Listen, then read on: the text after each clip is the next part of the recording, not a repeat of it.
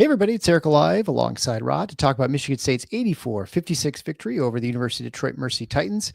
For those of you joining us live, please drop a comment, like, and hype, which will help other Spartans find the show and get the conversation going here.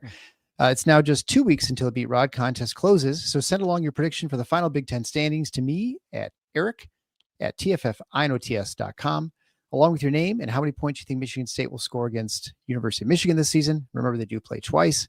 You can win some great prizes from Nudge Printing, and remember, the contest is totally free.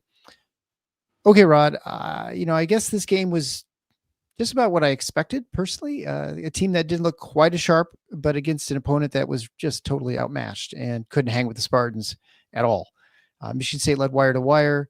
It was up 10-0 before Detroit ever scored, and then went into halftime up 41-25 and eventually extended lead at the very end of the game to almost 30 points. 30 points. The second half looked better at times, I thought, but kind of a game without a ton of intensity. And I do think that Jeremy Fears being out there really helps maintain a level of focus at the team. I think teams we've seen in the past, they sort of tend to lose that. And so without him, I think they lose that a little bit. Fears was obviously pretty good. He had a double-double, 18 points, 11 assists in only 28 minutes. Yeah, Izzo after the game was talking about how Jeremy certainly could have had more assists. And some guys hit some wide open shots, but we've kind of heard that story before. So what are your thoughts there for the game? Well, I do think this was another night where the conversation starts with Jeremy Fears. He is having a remarkable season. I mean, I think you're just now starting to see some national media realizing what most MSU fans have known for a while, which is this guy is elite in any number of areas that go into being a great point guard. And he's also demonstrating to be capable when needed to provide the one thing that I think most people thought he might not be elite in, which is as a scorer. I was really impressed with his overall game tonight, but the offense he got for himself, the Kentucky game got a lot of attention. He only took 3 shots from the floor, and he hit 2 of them. Tonight, he took 12 shots. He hit 7, 2 for 4 from 3. He drained the only 2 free throws he took.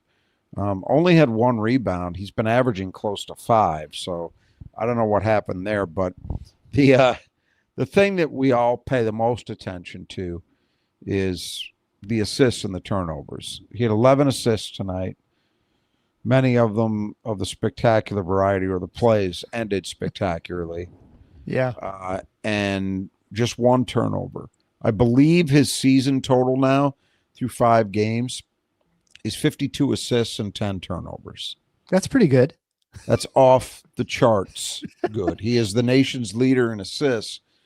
He's also, for guys who qualify, has to be right there in assist-to-turnover ratio as well, because he's now better than 5-1, which is remarkable for anybody. For a guy who has the ball in his hands and has a usage rate at the level he does, it is phenomenal. And the way they play. I mean, that's something that, other players may have that sort of ratio, but they're playing slow. Yes. Well, yeah, exactly. You just can't say enough good things about him. And I think every time out, you compare his offensive game now to where it was even back in the exhibition games. And I think he's continuing to build confidence. I mean, the threes are great, but I really like those mid-range shots that he's taking with a lot of confidence now and hitting those. That is something that they need from him this year, because when they get into the league, there are going to be teams that absolutely will play drop coverage against Michigan State, and they will basically be daring Jeremy to take and make those kinds of shots. So if he can do that, it's a huge positive for Michigan State. But I think he's also proven, as he did in the Kentucky game where he was the best player on the floor and he took 3 shots, that he doesn't have to score much for this team to function well, to win. Right. Yeah. And yet tonight it's the other way where he does score a lot, but of course is still also playmaking for teammates, still playing well defensively. All the normal things that we expect from him were all present. So yeah, you just can't say enough about him. The Mateen Cleaves comparisons are getting now repeated ad nauseum among national guys. I've seen it. I can't count how many times since the Kentucky win. Saw it tonight when the CBS. I'm watching as we're recording this. I'm watching Purdue and Texas Tech on CBS Sports Network, and I watched their little show in between games from this tournament in the Bahamas that Purdue is playing in, and the Cleaves comparisons came up there. Gary Parrish, who's a national writer for CBS, was mentioning it. I've known that was going to be. I mean, we asked Jeremy about. You've been talking about that for a year and a half, yeah, right? Yeah, more than that. That was when he was a recruit. Yeah, true. But it is true. And every game you're seeing the answers laid out as to why it's true. So, yeah, you just can't. And this is, again, what's great about it, too, is a game like this one, you do worry about guys sleepwalking or getting outside of themselves. There's none of that from him. Zero. Right. He is locked in and focused every time out. Doesn't mean he won't make mistakes, but he doesn't make many of them. And his focus, that was the thing about last year's team. I thought when they found their level, which really started about this time of year, it really started in Thanksgiving in Maui. What was remarkable about that team is how consistent they were. Just game to game. The only game I really felt like they just flat out did not bring it was unfortunately one we witnessed in person, the USC game. But even in the loss to UCLA, I think they got back to where they needed to be in most respects in terms of focus, intensity, what have you. This team is looking like it has similar traits, which should not be a surprise because they've got so many guys back from that group. But that's a huge deal. If you can maintain that level, that doesn't mean guys don't have better or worse games over time, but you know what I mean. Overall, yeah, they appear to have that same kind of intensity, the same kind of focus, the same kind of execution in an overall sense. And we are seeing that. And it starts with Jeremy Fears. Yeah, I think he's currently on pace he leads the country in assists, I think, overall. Yes, he does. He's on pace beyond what Braden Smith is. And I don't think it's almost inevitable at this point. I think that Braden Smith breaks Cassius Winston's record. Yes. And I think Michigan State's held the career assist record from the Big Ten for a long time since Cleaves. Yep. But they may get it back soon afterwards. Yep. By the time assuming Jeremy plays, just to highlight what you're talking about,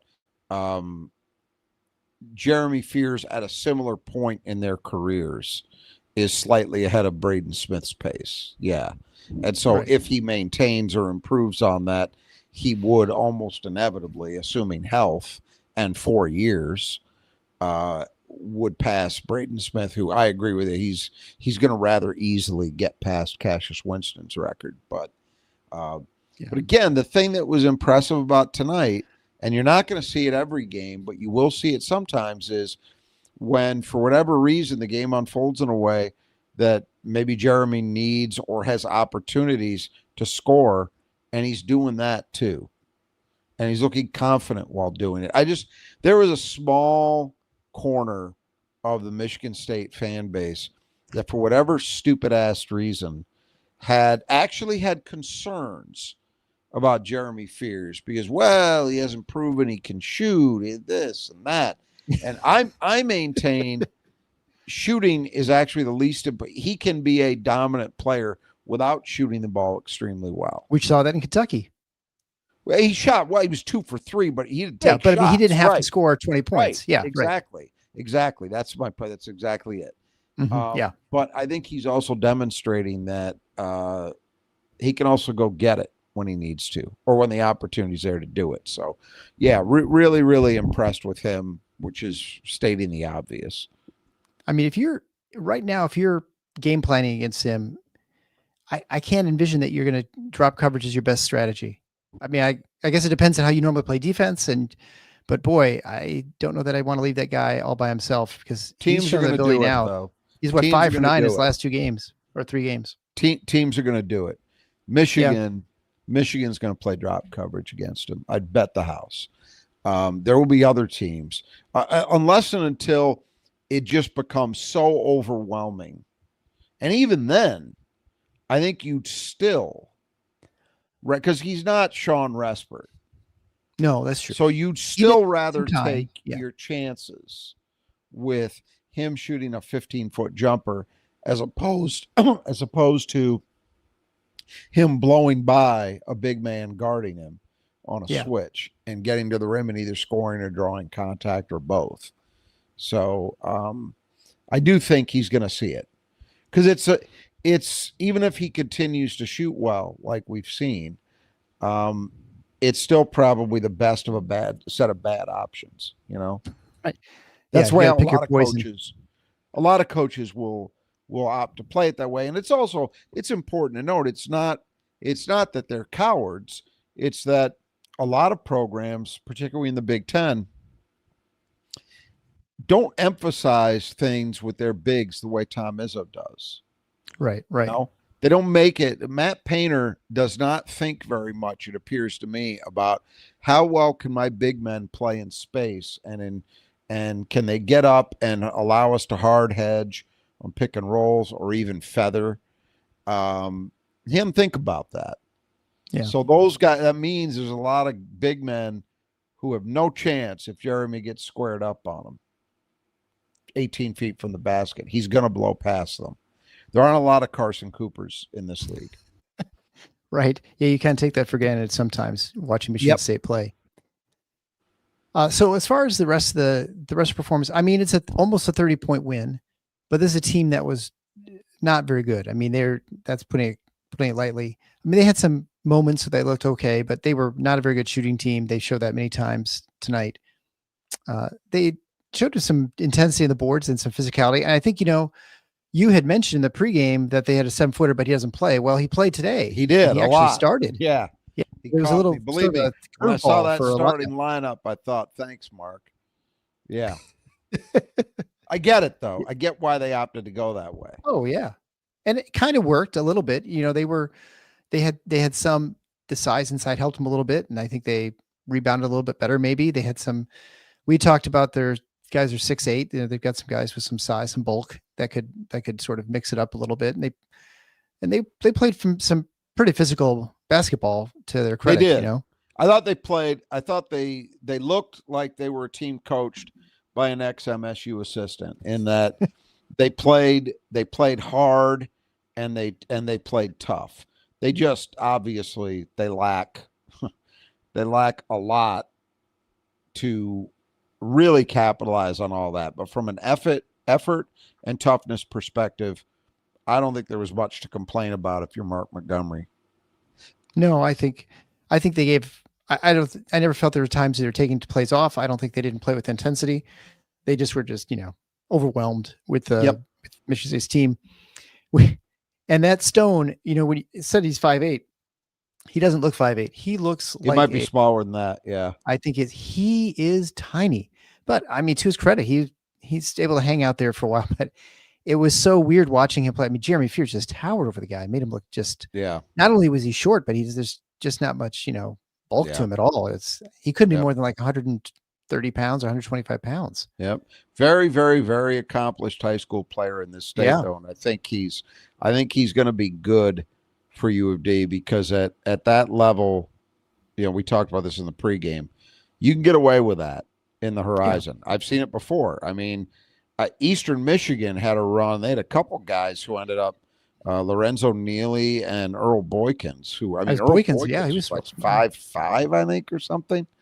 So, and that's kind of a similar level to what we're talking about here. So it's harder to get by with that at the Big Ten level. But where they're playing, I think Stone will be all right. Yeah, and so going through some individual efforts, performances from Michigan State, I don't know where you want to start. I mean, I think let's talk about, I guess, Carr looked better. I think I think he's getting a little bit more comfortable in the sense that he knows his spots. I do think that he had trouble in the second half finding his spot. I mean, I know he had that dunk, and I think that was about his only points in the second half on that alley-oop. I still think he sort of doesn't recognize that he can impact the game more than he could. Like, forcing the defense to respond to him, like even faking a drive, for instance, or something like that. I mean, he hit a three, which was nice. Right, two of them actually, 2 for 3, looked good. But I mean, aside from that, it's just like the impact, the athletic impact that he can have. I think he doesn't exploit it as much as he could. Yeah, I think that's fair, and I would agree that he faded after a very strong start. I'm still happy to see the strong start. Oh, sure. That looked to me like a guy who said, all right, I'm not going to just exist at times out there. I also think Cohen was better defensively in this game than sometimes we've seen him. They ended up playing him a fair amount as the game went on Lovejoy, who originally, and I thought Fears did a decent job. It's just Lovejoy was able to elevate over him and hit. They switched Cohen onto him for good portions of that second half, and though Cohen was not scoring necessarily on a consistent basis as the game went on, I thought his defense was very good, and I thought he rebounded. He had 7 rebounds, so bit of a bounce back there, which was not hard to see coming. Yeah.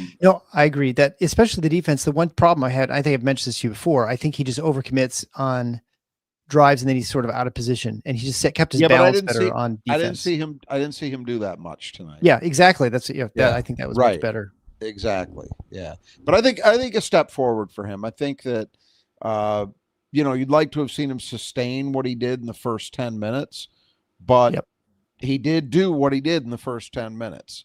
Help Michigan State get out. This game was never competitive. I mean, they never really let U of D have any oxygen. And a big part of that was that Cohen was extremely strong out of the gate. Yeah. And he was disruptive inside, even though he may not have been getting blocks. You could definitely see sometimes they sort of pulled out of what they were going to do because he was there. His presence irritated them. So then moving to the 2, we can almost combine Fort and Tang, honestly, together, I think.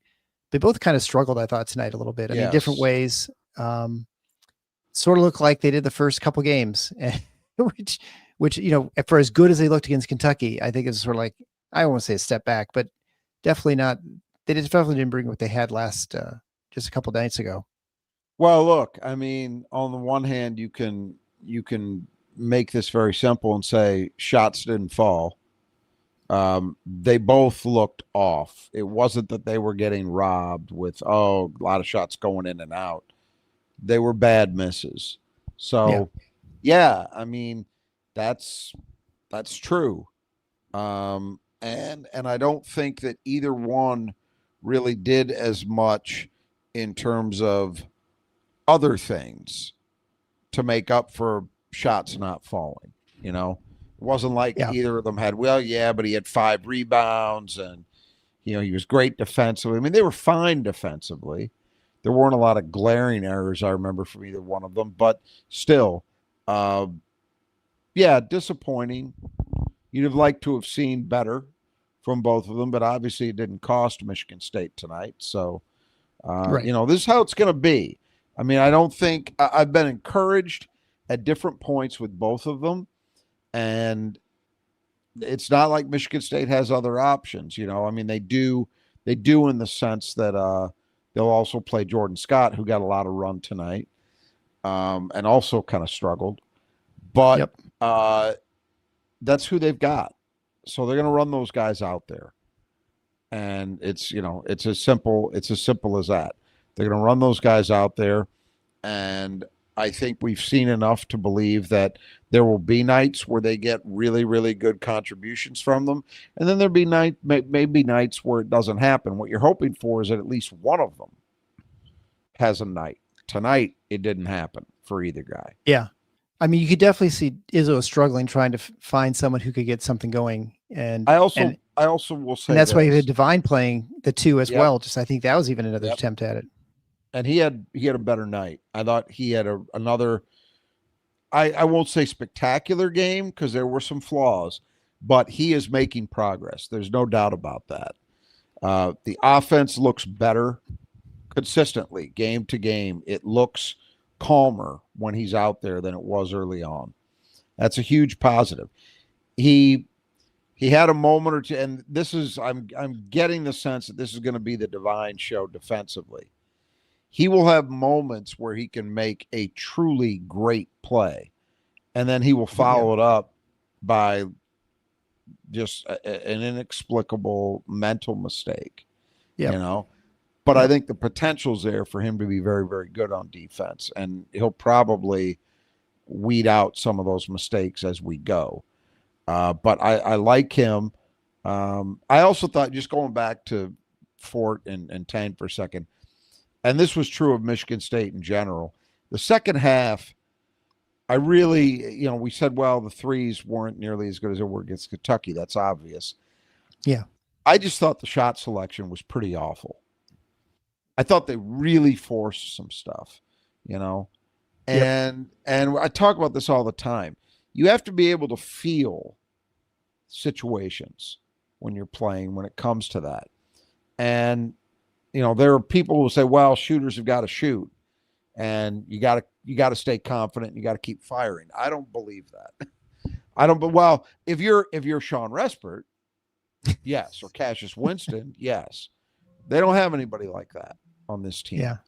So you got to feel, and Michigan State came out of the second half, into the second half, and I think they hit their first three. They went from 2 for 7 to 5 for 10 from three. They were sitting at 50%. And then I think they hit one of their next 10. That sounds about right. Because it was 50%, and they looked up next and they were 23% or something like that. They shot. Sanders hit one. What they shoot in this game? They about 29.6%, I think. So barely better. Yeah, 30%. Better than what they. Yeah. Yeah, it was okay. It was okay, but you know what? They don't need to take 27 threes in a game. Not against Detroit, right? That's against anybody. Against anybody. Well, yeah. That's too much, in my opinion. That is too much. If you've got a team with Denzel Valentine and Bryn Forbes and that crew, okay. You might have games where 27 attempts are just fine. This team, no. It's too much. Yep. And they settled. They went through stretches in that second half where they settled, they weren't patient, and they took bad shots. So that was the discouraging thing about it. I understand guys like Tang and Fort, their mentality has to be stay confident, going to hit the next one, all that, but you got to feel it. You got to feel what's going on in the game. You got to feel where you're at and use that to help your judgment. And they didn't do a good job of that.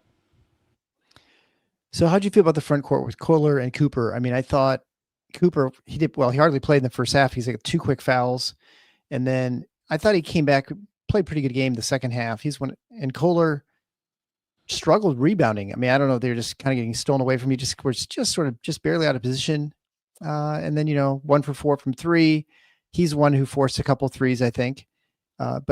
And had trouble finishing, I think, a one drive, but, hit both his free throws. And otherwise, I think seemed defensively okay. All those guys had moments, and I'll include Jesse McCulloch and Cam Ward in that front court group, who I thought both played pretty well. Yep. I was happy with both of them. But as a collective group, I was fine with it. UAD tried to go as big as they could. They really did. They struggled to deal with big kid off the bench. What's his name? Is it London? The number 20? Yeah, London Maiden. Yeah, right. And he only had God, he only went 2 for 4, but Yeah. for 4 points, but it seemed much worse than that. Yeah. 4 turnovers. He was busy. Yeah. It seemed worse than that. But Yeah. It physically, was I kind of thought late. he Yeah. gave them some problems at times. But in general, I'm always happy with Cam Ward's compete level. Boy, I that thought guy Jesse, rebounding. Whew. yeah, I thought Jesse McCulloch played another good game. You know, he's going to make mistakes. He was frustrated with the whistle, and that was a poorly officiated game. I'm going to say that. And the broadcast team, which you did see, talking about the lead guy having worked Final Fours. I don't care. It was a poorly officiated game. And Jesse was frustrated by it because he got called for a couple touch fouls that were Yeah. garbage. But other than that, I thought he looked good. He gives them something. And I think his role, I don't know how you expand it to all that much because you love the other 3 guys. Yeah. But Yeah. It's tough. Jesse's doing nothing to suggest that he shouldn't play more. And and I thought, Coop had a pretty good second half.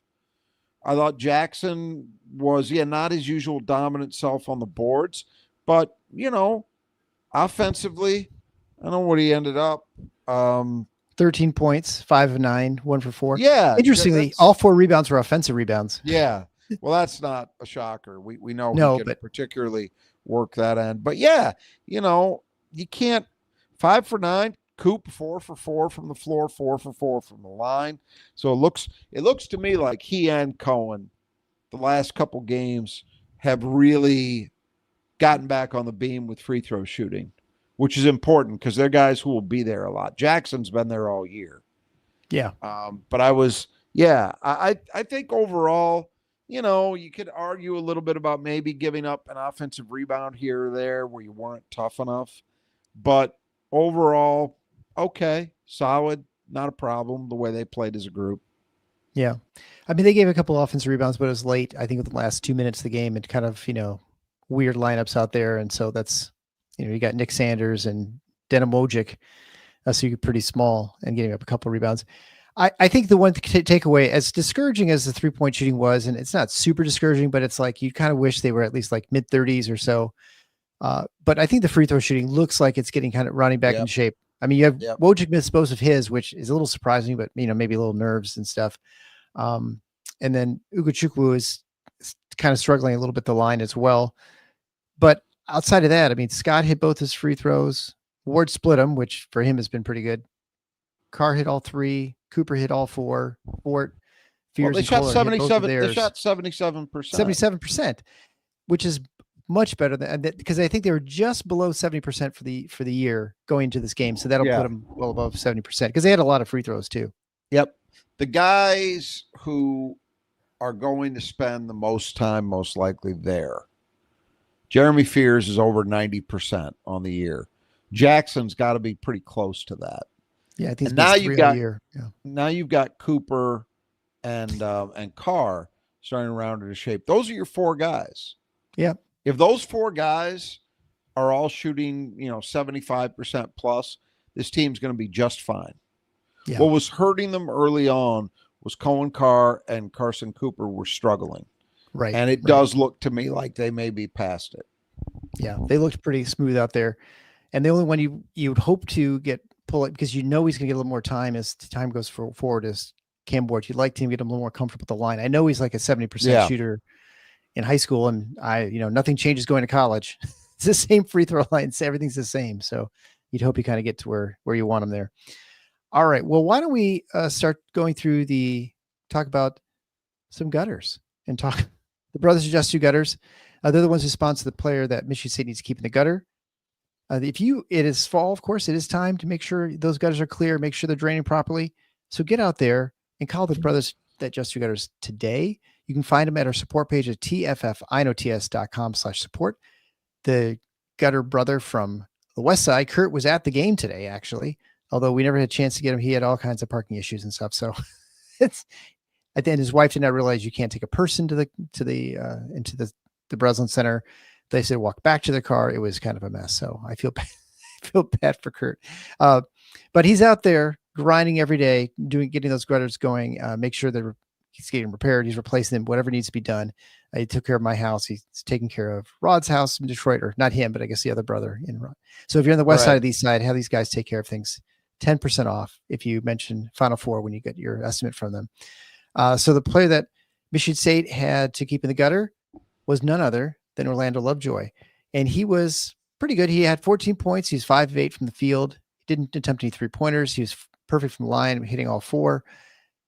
No rebounds, 4 assists to 3 turnovers. So he was a little over 2-to-1 average for the season. So that actually was worse for him. 3 steals, but no blocks. So this is one of those sort of. Yeah, no, didn't do that. When a guy goes 5 for 8, 14 points, which is right about his average, I don't think you can say they shut him down. But I will say this. I mentioned they switched up a bit and at times had Cohen Carr and even Jordan Scott guarding him. That did the job in terms of limiting the attempts. I think the bigger deal is that he only had 8 shot attempts. Yeah. And he didn't live at the line. He had 4. So it wasn't that the field goal attempts were artificially low because he was living at the line. Not the case. Right. So I think they didn't shut him down, but they limited him. If U of D was going to make this an irritating game, I think one of the few paths available to them would have been Lovejoy just really going off. Look, he's a tough cover. For a guy who's a guard who has virtually no 3-point presence, I think he was 0 for 3 on the season coming in this game. He didn't even attempt any in this game. Right. But you also see that he doesn't need to in order to have an impact because he's very good getting the ball the spots he wants to be in inside the arc, and he could finish. But, Michigan State, as I said, countered with putting a little more length on him, and I think that was the difference in at least preventing him from really going off. Yeah. So I feel like he got most of his gutter, work, but he was okay. Yeah. I feel like he got most of his work done when Jeremy was on the floor, at least in the first half and a little bit. When he was or wasn't? When he got some stuff done when Jeremy was not on the floor. I feel like he got some, but I could be wrong. Might have, but he scored on Jeremy several times. And again, it wasn't poor defense. It wasn't that Jeremy was out of position or he blew by him or anything like that. There were occasions where he just kind of got him to a spot that he wanted to get to. Jeremy was guarding him. He was contesting the shot, but he was just able to get the shot up over Jeremy because Jeremy's 6'1". Right. All right. So that brings us to the Squeegee Squad of Grand Rapids and the player who cleans the glass best for Michigan State, or players, I guess you should say. If you need your windows washed in your home, this is still a good time to do it. Contact the Squeegee Squad of Grand Rapids if you're anywhere in the Grand Rapids area, whether it's your home, your business, high rise, whatever it might be. They can do the job big or small, inside or outside. They can also power wash the house. You get 15% off as a listener of the show just by mentioning Final Four. Again, you can do that at our support page to get a hold of Troy and his team at tffinots.com/support. That's where you can get a hold of any of our sponsors to get their great deals. So do that today. You'll be glad you did. So it was 2-2, and now you got the upset. So you broke the Kohler streak. Yep. I had Kohler and Carr, and as we mentioned, Kohler just did not have a great rebounding day. He had 4, so I had 4 and 7 for 11. But you had Cooper and Ward, and Cooper and Ward had 6 and 8 for 14. So you are now ahead 3-2. If you had a normal Kohler game or anything close to that, I'd have been fine. Might have gotten it done, but you didn't. Yeah. And and that's what's going to. Yeah. I was fortunate that Cam Ward had a big night. But I really couldn't have gone wrong because I think if I'd gone with McCullough, it was the other name I was considering. I think he had 6. So I still would have won barely. But yeah, it's one of the, and that's this is the important thing, right? If you can get wins on non-Kohler days, it's a big positive. So I'll take it. I think that's the first time this year that I've been up, right? Yeah, the first time. Yeah, absolutely. It's gone you, me, and now I've won 2 in a row. You broke serve there, so to speak. Yeah. So, yeah. And I almost, it's not as surprising to me a little bit in the sense that in times when we have teams that are just overwhelmed, you're going to get more time from reserves. And so it's You're going to get, although I don't think it was lack of minutes, because I think Kohler played still quite a few minutes. Played 29 Not as many minutes. as you expect. 29. Yeah, he played 27 minutes. So he probably averages like 31. So it's not really that much a difference. It's and that certainly wasn't for lack of being out there. That's why he only came at 4. Just sort of the way it worked out today. So anyway, so I'm down 1. I'm 1 closer to having a basketball in my head for those. So your favorite part of the show? Yeah, it was pretty good. Well, I mean, I think it should be after I have to hear about the Beat Rod contest all year. So it's only fair, right? It's only fair. Well, I agree. I don't know if fair is the word I'd use. But you know where you're going to get a great fair deal is Nudge Printing. They have fantastic Spartan apparel, whether it's basketball, football, golf, whatever it might be. Head on over to Nudge Printing. It's getting close to the holidays. If you need to pick up something for you or your friends, your family, whoever it might be, go to nudgeprinting.com. You get 20% off just by typing the coupon code TIFFNOTS. That's TFFINOTS. So yep, it is changed from before. So yeah, that's TIFFNOTS. Huge selection of stuff. Shipping's great. The apparel is the best. You can't go wrong with any of that stuff. And as an added bonus, you can head on over to nudgeprinting.com/win. We have about a week left, or even less than a week now, just a couple shows I can remind you of. You can enter for free for a drawing for the Tom Frickin' Izzo hoodie.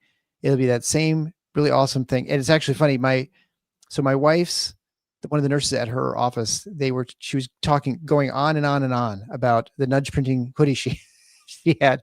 This is actually our Tiff Nuts one. And just about trying to tell this other nurse how comfortable they were and how great they were. They wash great, all this stuff. I'm like, oh, she thought my wife thought that was really, really funny that she was talking that much about a sweatshirt. But anyway, it's great stuff. You can get it for free. So the entry is free at nudgeprinting.com/win. All right. So the first key to the game was respect the game. And this is, concern about Detroit, obviously, a bunch of Michigan kids, and they're, a team that was going to be clearly outmatched by Michigan State. I think overall they probably did. I mean, certainly Jeremy did, but I don't feel like it did not seem like a game that the team sleepwalked. And we've seen that in the past in other games. And I don't think we saw that this time. No, we didn't. I mean, I think, again, I would imagine Tom Izzo was not happy about some of that shot selection in the second half at times. Right. It's kind of lazy. I would imagine he wasn't thrilled. The defensive rebounding for Michigan State was not a disaster. It was okay. But, the standards are very, very high. And I think this was one where there were times where UAD kind of out-toughed them. He's not going to be happy about that. But overall, the focus and the effort level, the energy was certainly in the acceptable range, in my opinion. Probably not his, but in my opinion, yeah. Well, I was listening to, I think it was Graham Couch was talking about it. He said there's just some games that Izzo his plan is to be angry. Yes. And we were trying to talk about this before. Probably anything Michigan State did was he was going to be disappointed about something. And because this is going to be one of those teaching games. I mean, as long as you win the game, then it's like, okay, what are we going to get out of this so I can, so they hear me and say, see, you got to do something. And so there's plenty of stuff for him to talk about. And if they, for some reason, hadn't given him anything to be upset about, then he would be talking about how this is not who they actually are. Right. Yes. But almost guaranteed there'd be some aspect of the game that'd be like, well, only shot 68% from the line or something like that. It's been doing it that way for 30 some years and it works. So it seems to work so far for him. Yeah. All right. So the second key to the game are the boards. We've sort of alluded to this a couple of times. Michigan State out-rebounded Detroit 42-31. They gave up 11 offensive rebounds to Detroit for almost, so it was like 29% offensive rebounding rate. And they got a couple of those late because they were down to like almost 20% and then until very late in the game there. Michigan State, 16 offensive rebounds, which gave them an offensive rebounding rate of 48.5%. Yeah. I believe on Bartorvik now, Michigan State's 13th in offensive and defensive rebounding rate. Yep.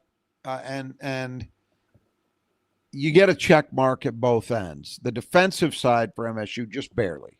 Again, I use 30% is kind of the demarcation line, and they held them to just under that. And U of D has not been horrible. Right. It's the one thing they do okay. Yeah. They're like the 150, 160 range coming in. So passable on the defensive end. On the offensive end, it's another game with an offensive rebounding rate in the high 40s. I'm telling you, the only thing that's shocking about any of this is that somehow they're not even in the top 10 in offensive right. rebounding rate, because they have had any number of games this year where it's been, I mean, when you are in the high 40s, that is ridiculous. And they've done it multiple times. So that's the only surprising thing to me, is somehow there are 12 teams that are doing it better. I just find that hard to believe, but I guess it's true. Yeah, I was just thinking I should probably just check to see who it is, because I'm with you. It's hard to imagine. And I think, the key too about that rebounding rate for Michigan State is they had 2 high major teams. It's not like they're just 5 games. It hasn't been beating up tomato cans. Yep, right. absolutely. I've already used the terminology. More to the point, 2 high major teams who have reputations for being good rebounding programs, and each had a lot of size and a lot of athleticism. So it wasn't like it was a high major, but it was Northwestern. Right. Yeah, exactly. It was legit. So yeah, I'm with you. It's surprising that they're not even higher. Yeah. All right. So the third key to the game is shooting momentum. Well, I think this is not a check here, because I don't think we expected them to go 50% as they did against Kentucky. Now, I guess they were there for a while and actually deep into the game, and then it just sort of fell apart. Partly just because Ugochukwu and Jordan Scott were just like launching. I don't know if I almost felt like they were with Scott. I think they were hoping to have him hit 1 or 2, just kind of like feel one go in. But I don't know. But you gotta feel it. Right. And those shots did not feel right to me. Whether they went or not, they didn't feel like good shots watching it. Yeah, it's hard to say they carried it over completely. On the other hand, it wasn't a disaster. And 2 guys, Jeremy Fears and Cohen Carr, who I think they need some shooting from, but aren't the headline guys in that area, actually had very good nights. So you're happy about that. I think Jackson Kohler hitting 1 also was a positive. So wasn't a disaster, but I don't think you can. If they'd been somewhere in the mid 30s, I think this gets a check mark. And they weren't. Yeah, there. Thank goodness Nick Sanders hit a 3. That really helped him. Those have been even lower. So fourth key to the game is the transition game. So Michigan State had a 16-9 edge here. Again, I don't think they got quite as much as you would have hoped here, but I think the pace was pretty good. I don't think there were a lot of missed opportunities. Yeah, and U of D did not go full tilt. They were not. That's something we talked about. We questioned. Right. Are they gonna look to run? I didn't think they did. I thought they did what you would kind of expect a guy who came out of this program to do, which, hey, we can't hope to survive if we try to go 94 feet with these guys. So 16 points is okay on the break. It's acceptable. Yeah, you're right. You'd hope for 20 plus, but the opportunities I didn't think really presented themselves for that to happen. So they were okay. Yeah. And the fifth and final key to the game was attacking. And this is something that we felt like that was the one thing Michigan State didn't do against Kentucky that much, partly because they were hitting shots, so they didn't have to attack as much, but not drawing fouls. And today they definitely did a pretty decent job for that. They had 26 free throw attempts to Detroit's 8. And also, not only did they draw the fouls, but they hit most of them too. Yep. Yeah. And MSU took more threes in this game than they did against Kentucky, and yet they were still able to get to the line a lot and convert. So I think that was a nice return to see them get back to the approach that's worked for them very well for the last year and change. All right. So actually, I just want to I looked it up. So for offensive rebounding rate, the teams that are ahead of Michigan State are Tennessee, Virginia, Villanova, Georgia, Santa Clara, Cal Baptist, Butler, Florida, Auburn, St. Bonaventure, and Creighton.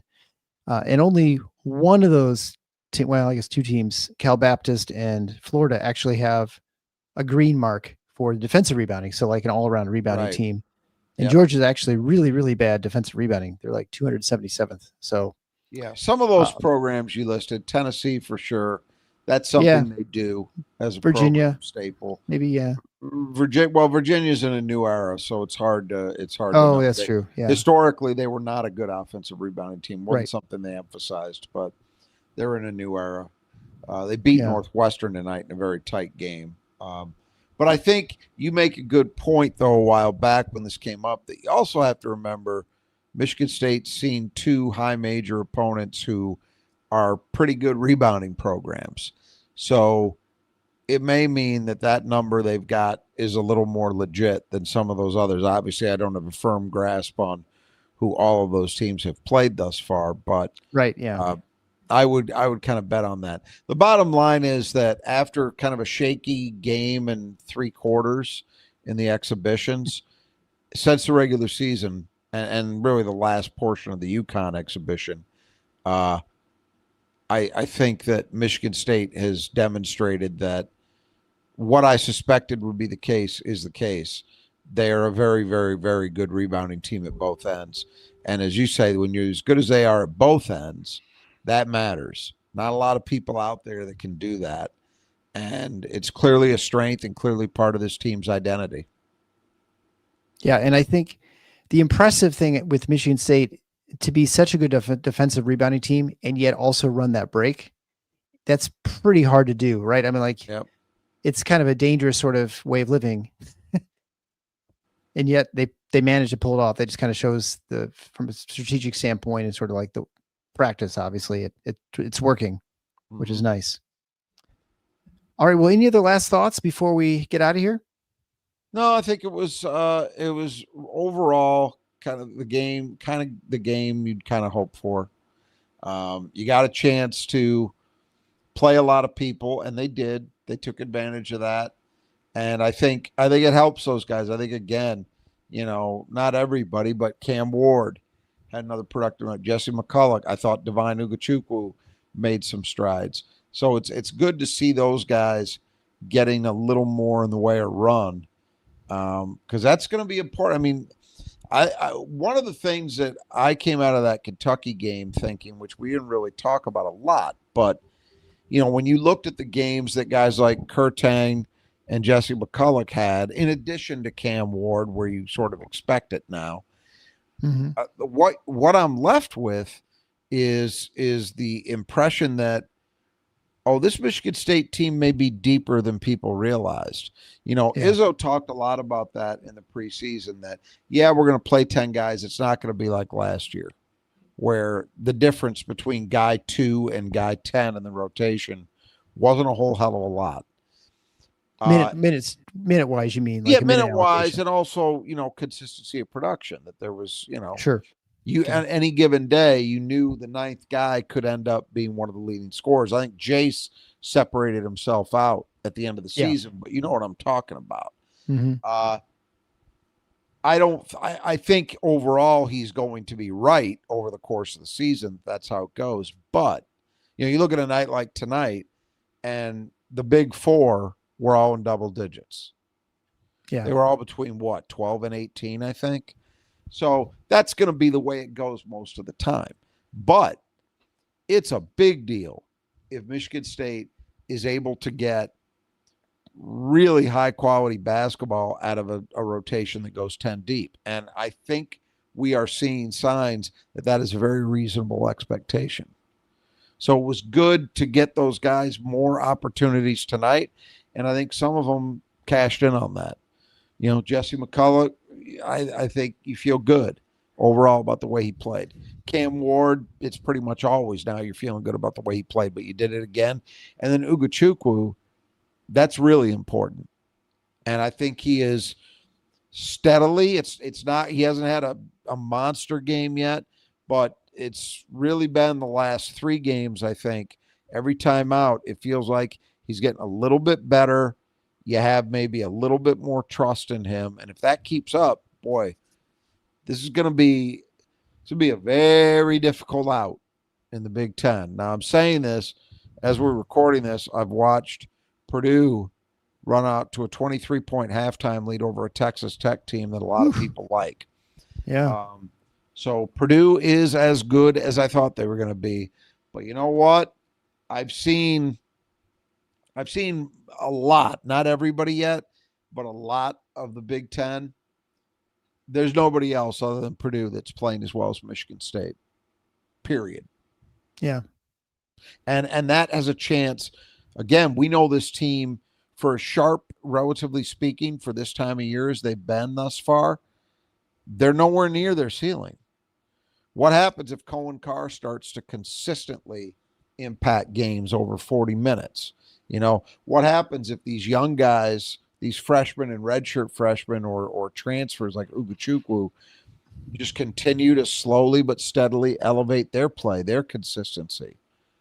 Man, I mean, it's an interesting team. Yeah, it's very different from last year's team, but it's similar in other ways too. So it'll be Yes. kind of interesting to see how it sort of plays out.